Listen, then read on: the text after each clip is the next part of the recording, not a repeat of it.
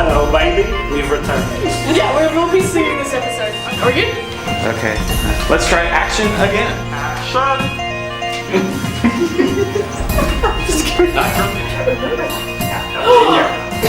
Rolling one. Those jokes don't count. And not done. Yet. Okay.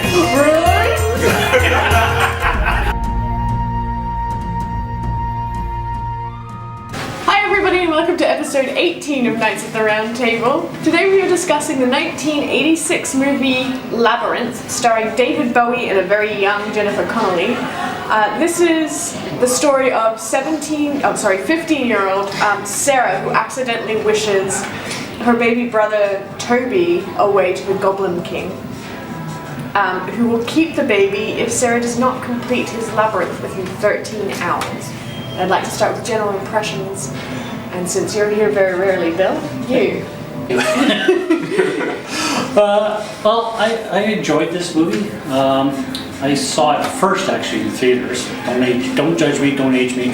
But yeah, I was in the theaters when I first saw it. I actually was a big sort of Muppet fan, so this was the Muppets and the puppets were, I really liked it at that.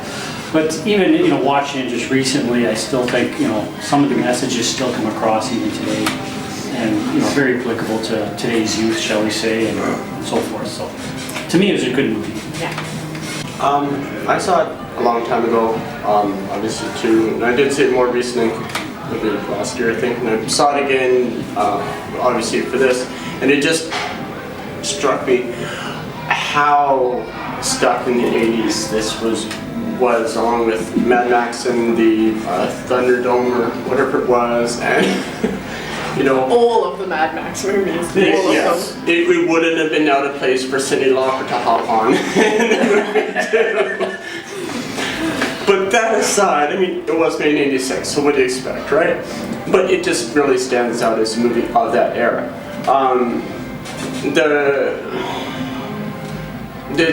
The Muppets is a kind of a nice contrast, I'll say, to everything being done to CGI these days.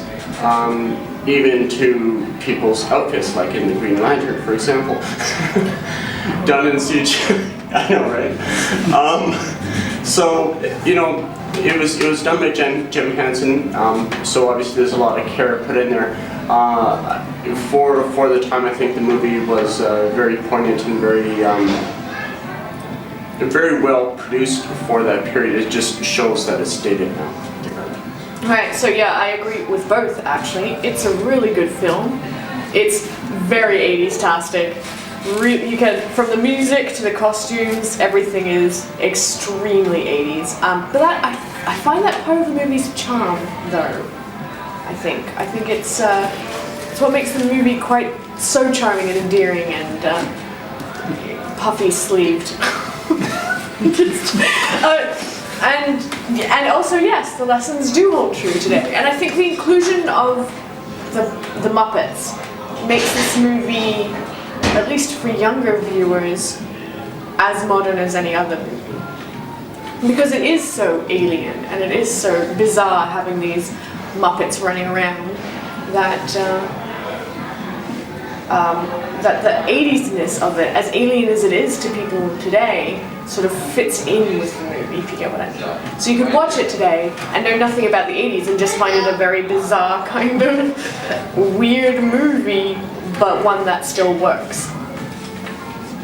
The underlying plot still being applicable. Yeah, the underlying plot is still applicable, and I think the 80s costumes are no more bizarre than some modern science fiction costumes I've seen.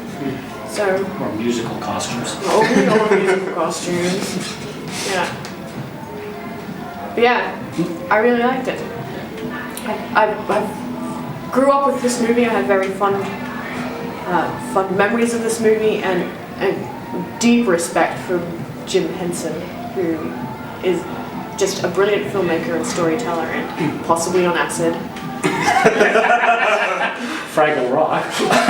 Well, just even in this movie, the fox things that the heads come off of, and they play soccer with their own heads. My God.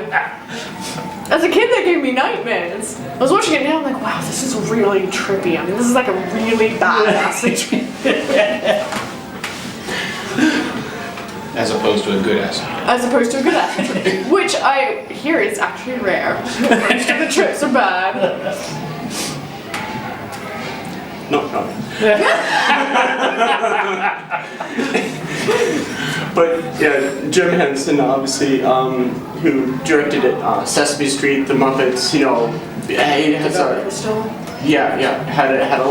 has a lot of history involved with using the Muppet animation. I'll say the animating of the Muppets themselves, and so obviously was able to bring that forth into this. Originally, after finishing Dark Crystal, it ended up for him being darker than it was intended to be. So The Dark Crystal? yeah. Yeah. So in this, I remember I read there where he was saying, you know, he wanted to keep it more people, like more interaction with the people, and a little bit on the upside of things, and not so dark as the Dark Crystal, but a bit of a twist in that. And you can kind of see that as it goes through the lighting. There are some dark spots, but overall it's a fairly light set. That's Yeah, it is. And the story isn't quite so depressing and nobody dies. It's a wonder I like it, really. It's the dark moments, I'm sure. It's Ludo. I love Ludo. Or the soccer head. No, I still don't love that. I watched that scene, I'm like, yeah, no, that still gives me the creeps.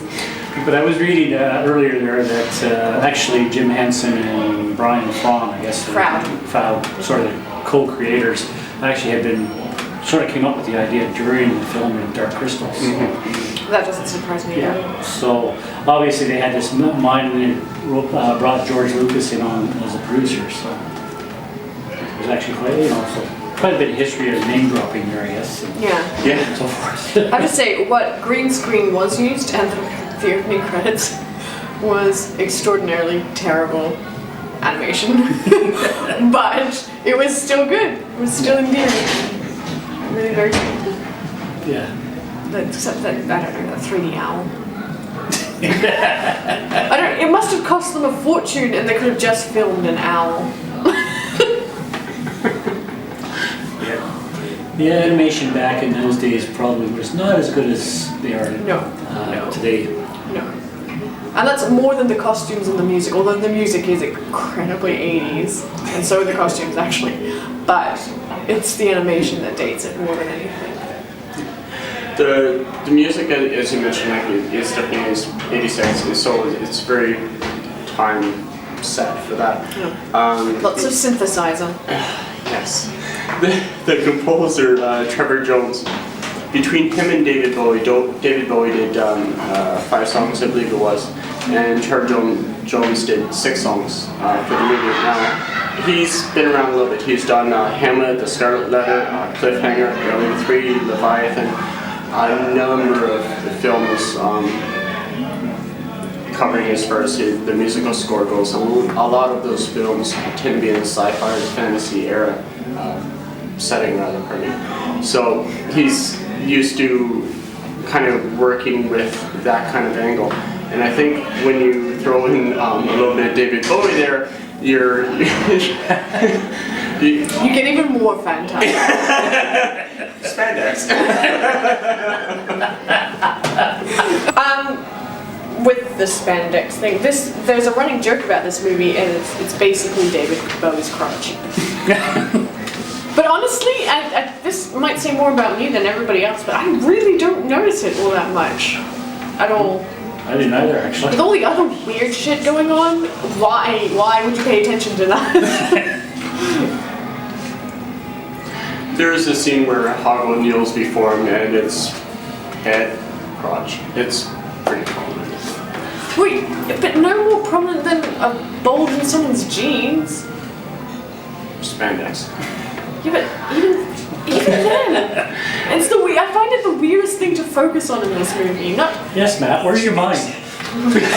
Well, no, it's the mind of everybody else. It's Yes. like, oh yeah, David Bowie's crotch. Yeah. What Yeah, is it's this me. obsession? But my mind in watching the movie was picking at everything that's in there in the movie.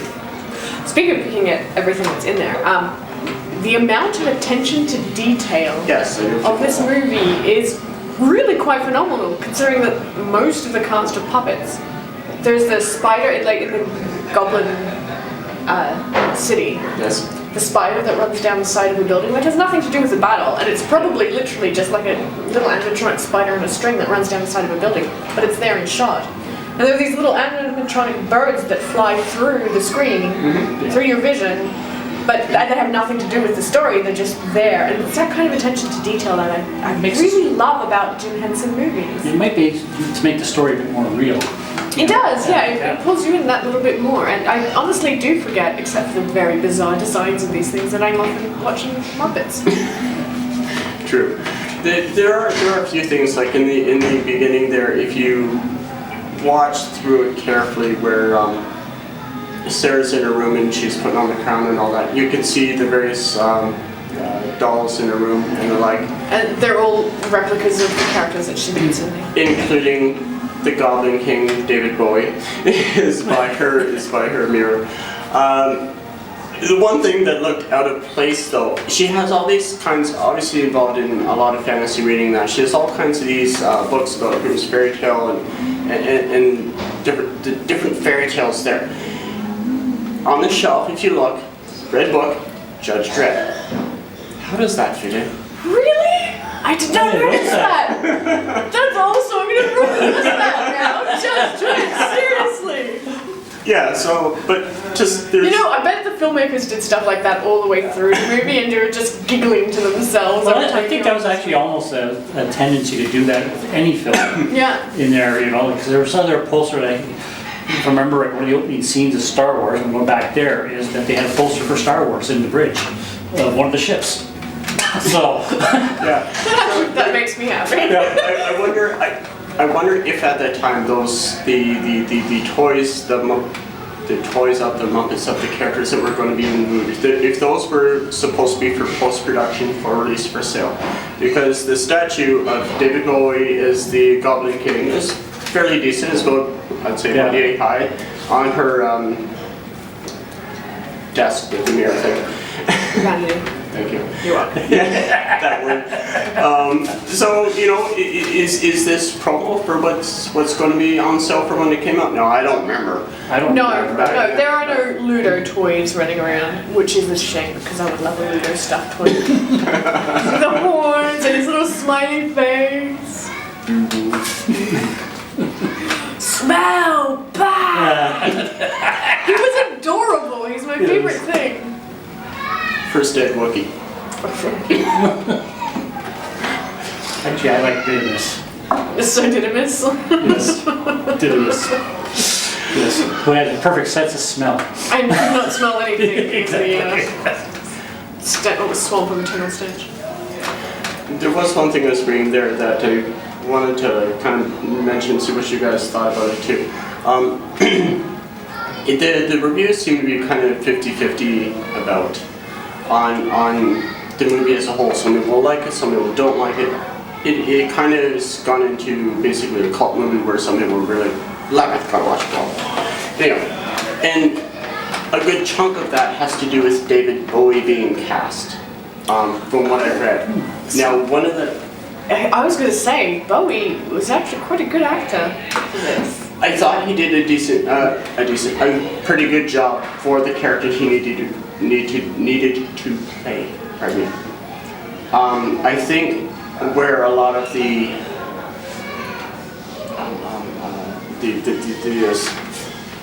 people not like him comes from is from the perception of himself as a person and his musical career as well, perhaps. Bruce. Stupid reason. Well, Bruce Bailey is a reviewer, and how he enjoyed Bowie's performance. In writing, he said, quote, "The cast of Bowie can't be faulted on any account. He was just the right look for a creature who's the object of both loathing and secret desire," unquote. Okay. What do you guys think about that? Do you think that there's a bit of the personal view of Bowie himself coming into play here in the reviews? Oh, probably, but I feel he did a really wonderful job, particularly at the end of the movie where you're just like, oh. I think a lot of the time that you, as a viewer at least, I was aware that he was making a lighthearted, sort of kiddie-ish film. But right at the end of the movie, he managed to bring a fair amount of pathos to his character in relatively subtle facial expressions, and then by the end of the movie I was like, oh, I kind of feel sorry for you, even though you stole a child and then put a 15-year-old girl through your weird labyrinth and strange projections. Slightly creepy. Or slightly creepy. I don't know, I liked Bowie in that role. I thought he did really good. Because I was reading somewhere that there were a couple others, like, I recall one, Elton John was considered for this role. Oh, Yeah, that was my thought. Elton John. I don't think would have done quite as well. I can't remember who else they were. What's that? a lot more creepy. Slightly less believable, maybe. But, you know, and I don't know, I enjoyed him in this role. I thought it was a good role for him. It's hard now to separate them though, because Bowie in this role have become really iconic. When you think of Labyrinth, you think of David Bowie, the Golden King. And the character is kind of it's very 80s, it's very hair, very makeup, very over the top. What's David Bowie? Very hair, very makeup, very over the top. So I can see that as well, which is likely partly why he was cast for the role, because he just kind of naturally fit. You need to put makeup on your face, David. No. Okay. You want to get some? Giant star. Yeah. Exactly. Yeah. Yeah, no, I think he did a very good job. And actually, I knew Bowie through Labyrinth before I knew any of his music. Because I was 3 years old when this came out. I'd heard of him.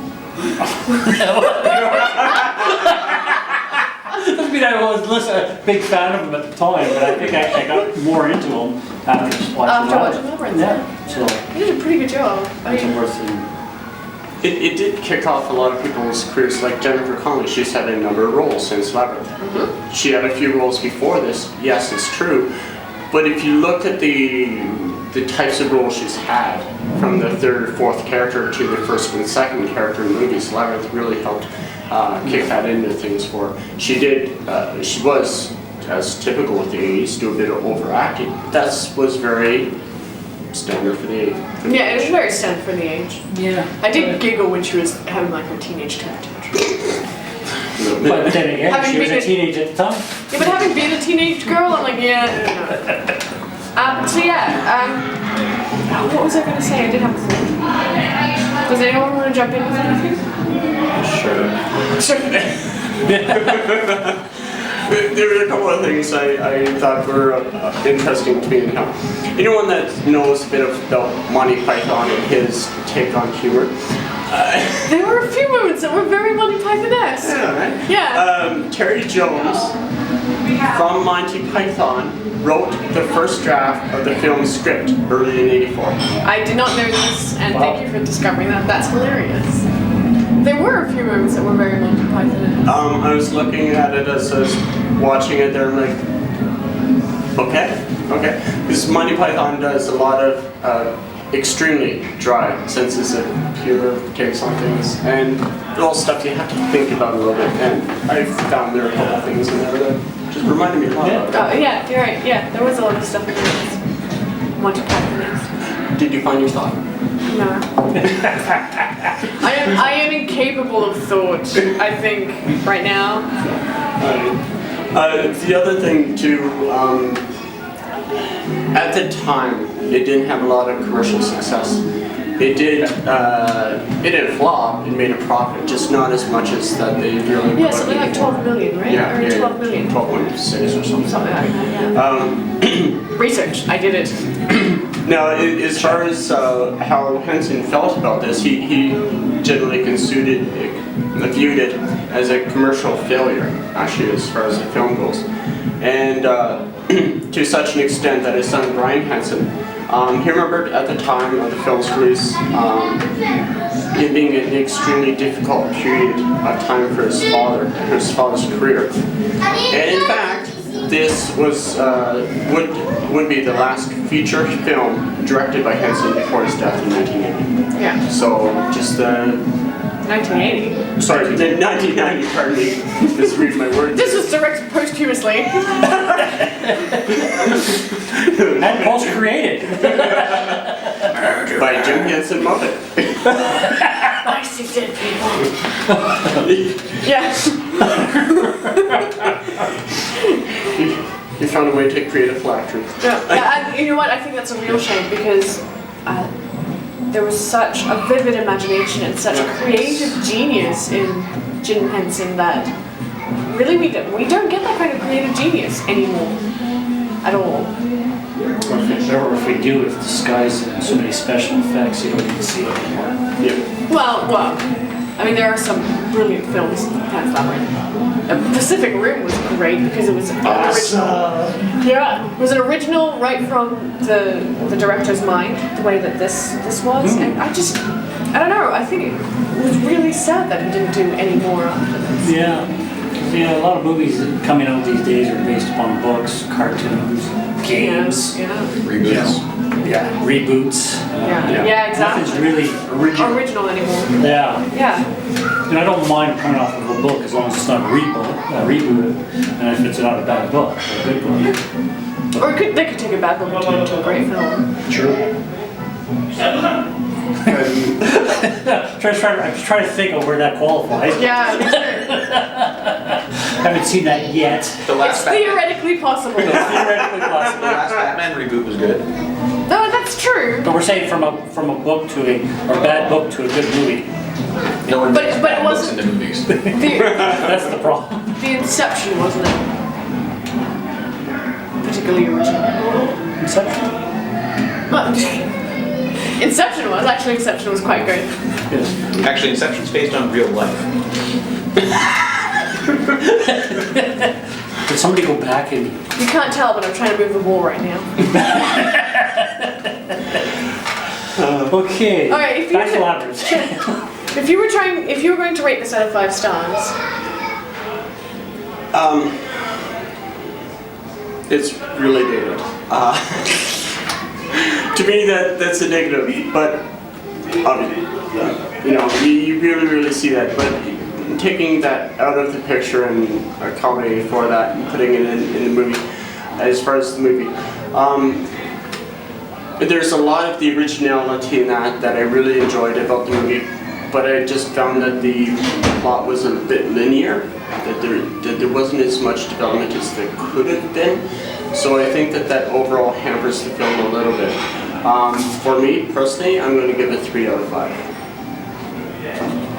Well, like I said, I've always enjoyed this movie. Nice little fantasy. So, yeah, okay, maybe linear, it's maybe dated. I still really enjoyed this movie, even watching it again just recently. So I'm going to give it a 4. right in between, I really like this film. It is dated, but I find that's part of its charm. I think the performances in it were quite good. I love that it was so original, and of course that it was Jim Henson, because I love Jim Henson. And I just think that for kids of all ages, from 6 until 666, I mean, it's a good film to just sit down and enjoy yourself to. There aren't really that many, although fantasy is coming back now, thank goodness, into films, but there really aren't that many fantasy films anymore. I think this fills the niche quite nicely. So yeah, I gave it a 3.5, which is quite good by my standards. Alright, who wants to pick the next one? I think the last time, that's your turn. Oh, bugger. There you go. There it is. That was You picked it.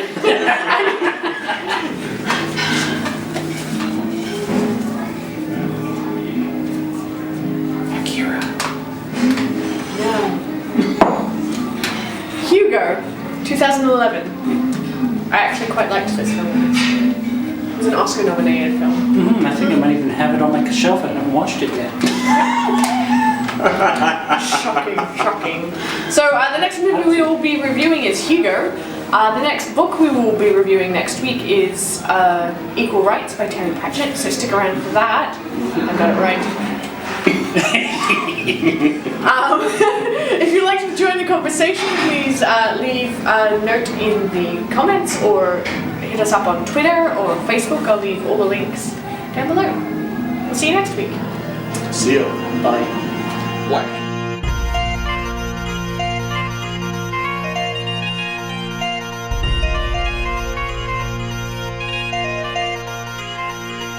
You people are very seriously weird.